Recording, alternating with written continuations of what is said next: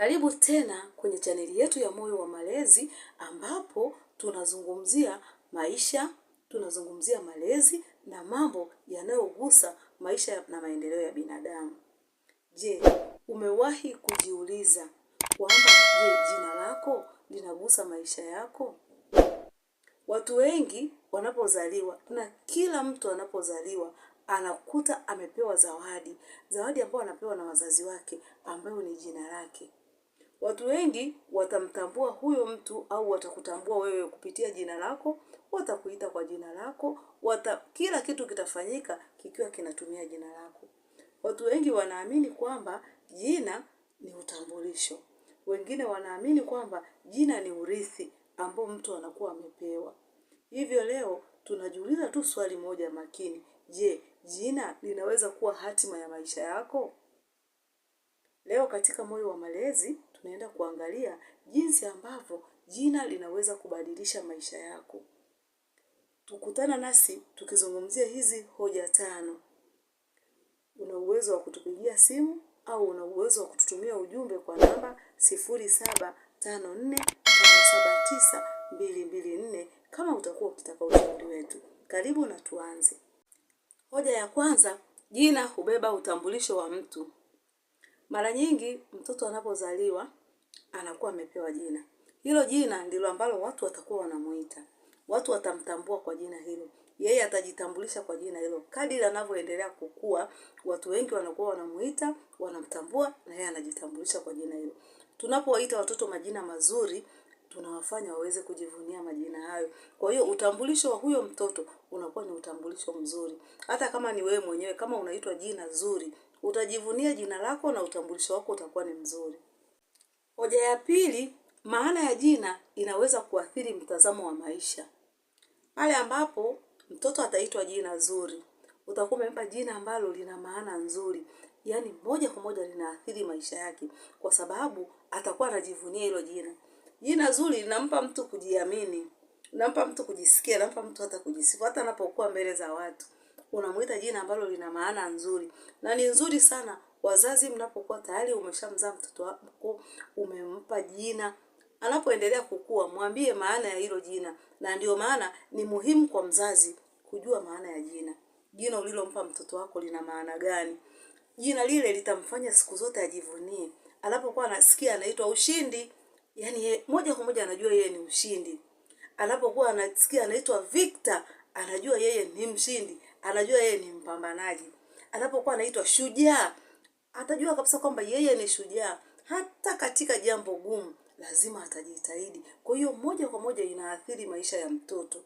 Hivyo tuwaite watoto majina ambayo ni mazuri, tukiwa tunajua maana yake na tuwaambie hizo maana.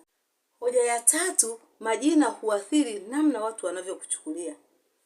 Kama umeitwa jina zuri, watu watakuchukulia kwa uzuri hivyo hivyo ambavyo umeitwa, iwe kazini, iwe sehemu yoyote, watakuchukulia kwa uzuri. Lakini kama umeitwa jina baya, pale ambapo utakuwa ukiitwa watu wanakuchukulia hivyo. Kwa mfano unaitwa Matatizo, watu watakuchukulia kama wewe ni mtu mwenye matatizo. Hata kama imetokea jambo fulani, watasema huyu si ana matatizo, hata jina lake tu ni Matatizo. Umeitwa Masumbuko, umeitwa Sikutegemea. Yaani mtu ukifanya tu kitu alafu ukakuta kile kitu kimeenda kinyume, mtu anasema tulijua kwamba yani haukutegemea. Unapata kitu, mtu amekupa zawadi, unaweza ukawa uko surprise, akasema mbona umeshangaa, hukutegemea kupata zawadi kama jina lako. Kwa hiyo inaathiri jinsi watu wanavyokutazama, inaathiri maisha yako hata sehemu yoyote ile, kulingana na jina ambalo umepewa. Hoja ya 4, majina yenye historia huleta msukumo. Mtoto anaweza akajitahidi, akawa na msukumo kulingana na jina kama lina historia kwenye familia yake, labda historia ya watu wazuri, historia ya viongozi mbalimbali, watu waliokuwa wachapakazi, watu waliokuwa wana uwezo mzuri, watu waliokuwa wapambanaji.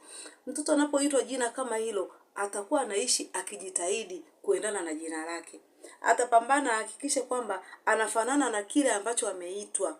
Kama hilo jina kwenye familia lina historia ya mtu ambaye alikuwa akifanya vizuri, alikuwa akijitahidi, alikuwa akisifika, alikuwa na tabia nzuri, alikuwa tajiri, alikuwa mwenye mafanikio, mtoto ameitwa hilo jina akaijua ile historia tu, lazima atapambana ili maisha yake yaendane na kile ambacho ameitwa.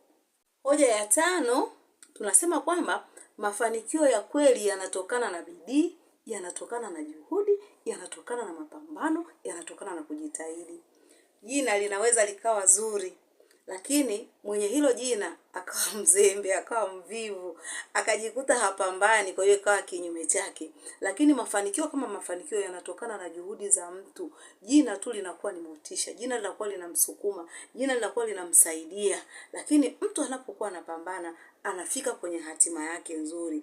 Cha msingi sana ni kuhakikisha tunawapa watoto majina mazuri, alafu pia tunawafundisha kujitahidi, kupambana, kuhakikisha wanatimiza ndoto zao. Yaani yale majina tuliyowaita na ndoto zao zinakuwa kweli. Lakini ukweli utatokana na kupambana, utatokana na kufanya kazi, utatokana na kujitahidi, utatokana na kuweka bidii, utatokana na kujua, kujitambua kwamba yeye ni nani hapa duniani.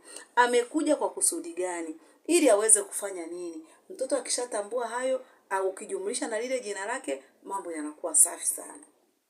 Wazazi wengi huchagua majina ya watoto wao kwa upendo mkubwa sana. Majina ambayo yanakuwa yamebeba matumaini, majina ambayo yanakuwa ni sala, majina ambayo yanakuwa ni maombi mazuri sana ambayo wazazi wanawaombea watoto wao. Lakini zaidi ya majina kunakuwa kuna upendo, kunakuwa kuna malezi, kunakuwa kuna mafunzo ambayo wazazi wanawapatia watoto wao.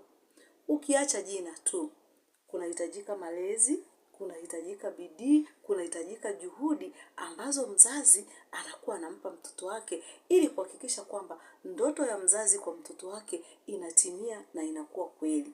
Kila siku tunazungumza na wazazi, tukiwasihi, tukiwasisitiza kuhakikisha kwamba malezi, maadili na utu wa mtoto unajengwa.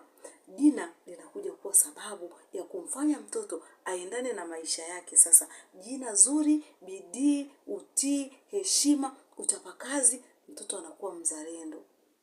Ndugu mzazi, hakikisha kwamba jina unalompa mtoto wako pia unampa na malezi, unampa na maadili. Kama vile ambavyo unakuwa umeweka matarajio, umekuwa umeweka sala na maombi kwenye lile jina, pia hivyo hivyo kwenye malezi.